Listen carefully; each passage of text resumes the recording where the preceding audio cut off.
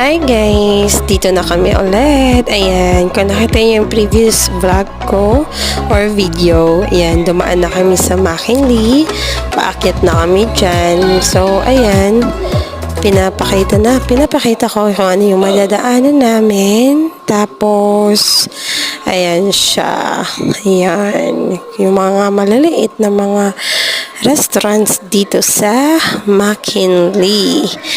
Tapos, ayun na nga, sabi ko nga, madadaanan namin, everyday nadadaanan ko yung Venice dito, which is yung karamihan gustong gusto nila bumisita dito, which is ako.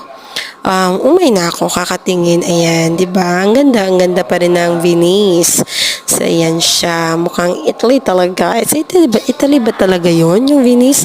Haha, nakalimutan ko. So, malapit na kami guys, papunta na kami work